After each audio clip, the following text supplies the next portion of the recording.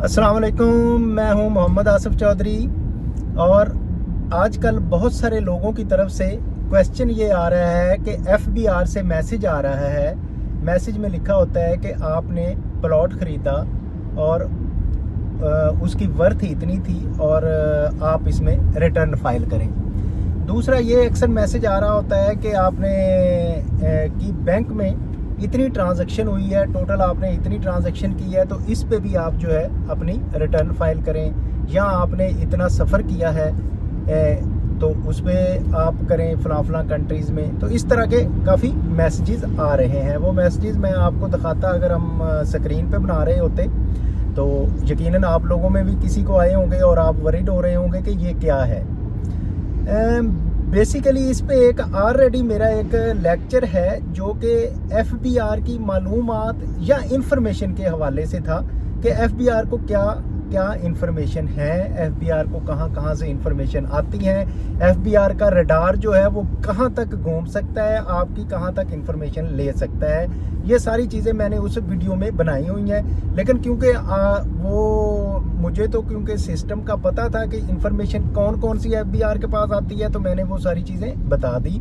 लेकिन अब लोगों को मैसेज आ रहे हैं तो उनकी क्यूरियोसिटी बढ़ रही है कि ये FBR को कैसे पता चला जी हमने प्लॉट ख़रीदा है, हमने गाड़ी ख़रीदी है, हमने बैंक में ट्रांसफ़र करवाया है, ये क्या है। तो उसमें FBR की थर्ड पार्टी के साथ इसके एग्रीमेंट्स हैं, जैसे कि नादरा के साथ है कि आपके CNIC पे कोई चीज़ भी रजिस्टर्ड होगी, कोई भी उस पर एक्टिविटी होगी तो वो FBR को इन्फॉर्मेशन नादरा भेजेगा। फिर जब आप प्लॉट परचेज़ करते हैं तो आपको पता है कि आप परचेज़ करते हुए सेक्शन 236K का टैक्स जमा करवाते हैं, जो कि टैक्स आपके CNI के साथ जाके FBR के डाटा में जमा होता है, तो वो डाटा में आपका आ जाता है। जब आप ट्रैवल करते हैं तो इमिग्रेशन जो अथॉरिटीज़ हैं FIA के साथ एग्रीमेंट है कि वो सारा ट्रैवल का आपका हिस्ट्री दे कि आपने बिज़नेस क्लास में कैसे किया, दूसरे में कैसे किया और कितनी दफ़ा आपने ट्रैवल किया, वो सारी इंफॉर्मेशन भी FBR के पास आ जाती है।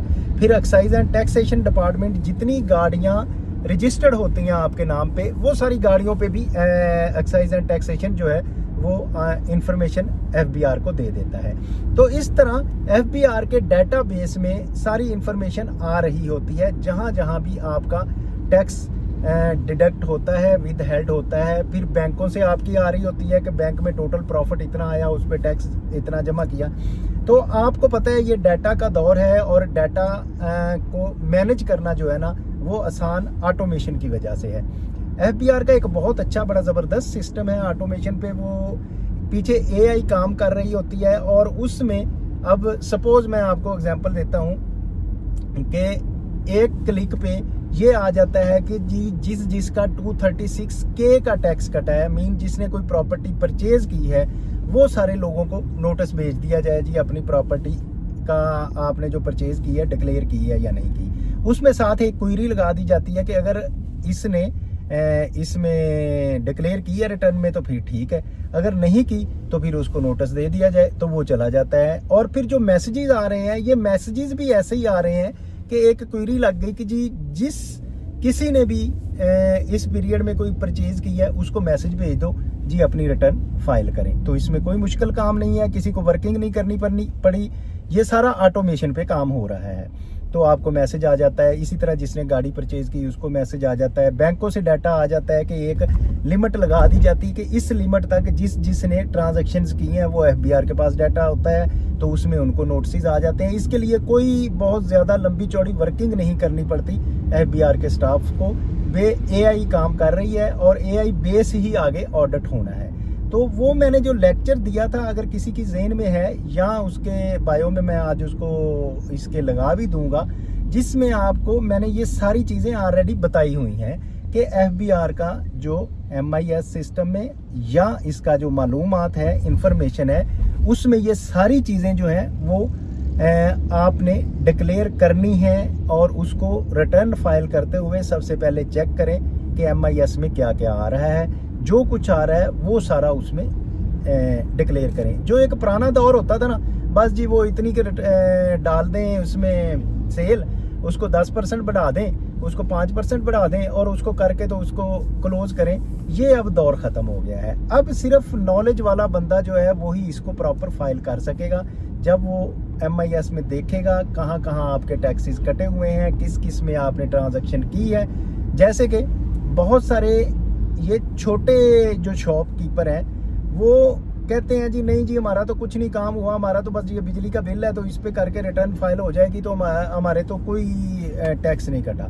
लेकिन आप उसको जब खोलते हैं MIS में तो उसमें देखते हैं 236G का उसमें बेबा टैक्स कटा होता है। जितनी भी उसने परचेजेस की होती है वो सारी आ रही होती है। बाज़ का 236H का टैक्स कटा होता है, ठीक है, बीइंग का रिटेलर और बीइंग का डिस्ट्रीब्यूटर कटा होता है। तो अब वो लोग जो है ना ये अपनी तरफ से छुपाना चाहते हैं, लेकिन भाई कैसे छुपा सकते हैं आप। FBR में ये आपकी जो कंपनी है, बड़ी कंपनी, उसने ये दिया हुआ है कि भाई इतना आपका टैक्स, इतनी मैंने आपको सेल किया और उस पर इतना मैंने आपका टैक्स जमा करवा दिया गवर्नमेंट को। तो अब गवर्नमेंट को पास वो क्योंकि टैक्स भी आ रहा है, फिगर भी आ रही है, तो आप उससे कैसे डिनाई कर सकते हैं। तो अब जो है AI बेस ऑडिट होंगे, मैनुअल सिस्टम आहिस्ता आहिस्ता ख़त्म हो जाएगा, सिस्टम खुद डिटेक्ट करेगा और सिस्टम आपको नोटिस भी खुद डालेगा। जो मैं कह रहा था ना, टैक्स मैन और टैक्स पेयर का राब्ता ख़त्म हो जाएगा, वो अब अनकरीब होने वाला है। तो सिस्टम आपसे पूछेगा, आप सिस्टम को जवाब देंगे।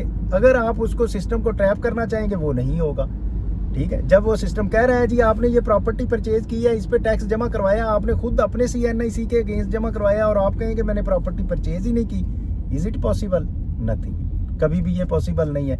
तो इसलिए ये जो FBR का रडार आपकी हर इंफॉर्मेशन को ले रहा है और जो FBR की AI सिस्टम आपको नोटिस भेज रहे हैं, इनको सीरियस लें, किसी नोटिस को इग्नोर ना करें। इस पे भी मैंने एक लेक्चर बताया था, आपको बनाया है कि आपने FBR का कोई नोटिस जो है इग्नोर नहीं करना, उसका प्रॉपर रिप्लाई देना है और उसमें जो एक्सप्लेनेशन है वो दें अपनी।